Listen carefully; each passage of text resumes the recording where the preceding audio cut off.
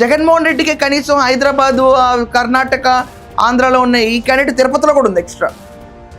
ఎక్కడికక్కడ ఇళ్ళు, ఎక్కడికక్కడ రాజభోగం. జగన్మోహన్ రెడ్డి విషయానికి ఏమొచ్చిందంటే ఇతను కాల్ డేటా మొత్తం తీసి ఇన్వెస్టిగేట్ చేయడం మొదలుపెట్టారు.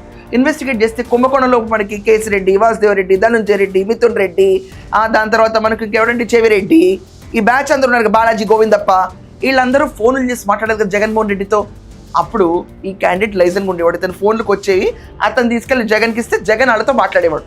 లిక్కర్ కుంభకోణంలో డబ్బులు ఎక్కడ పెట్టాలి, ఎక్కడ దాయాలి, ఎక్కడ ముడుపులు అండర్ గ్రౌండ్లో పెట్టాలి, ప్రజల సొమ్ముని స్ట్రా వేసి పీల్చి చచ్చేటట్టు చేశారు చూడండి 5 ఏళ్ళు.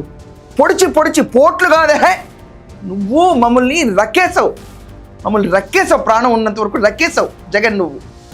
ఆ లెక్కన లిక్కర్ కుంభకోణంలో ఈ క్యాండిడేటు 100 కోట్ల సంపాదించేశాడు. 100 కోట్లు ఓన్లీ 5 years టెన్యూర్లో. ఇతనే ఇంత సంపాదిస్తే సీఎం ఎంత సంపాదించుంటాడండి మాజీ? నాకు నిజంగా ఇదే డౌట్ వస్తుంది. ఎంత సంపాదించావు జగన్? ఈ లిక్కర్ కుంభకోణంలో నీకెందుకు ఫోన్లు వచ్చినాయి? వీళ్ళందరికీ ఫోన్ రాయబారని నీ పిఏనే చేశాడు కదా.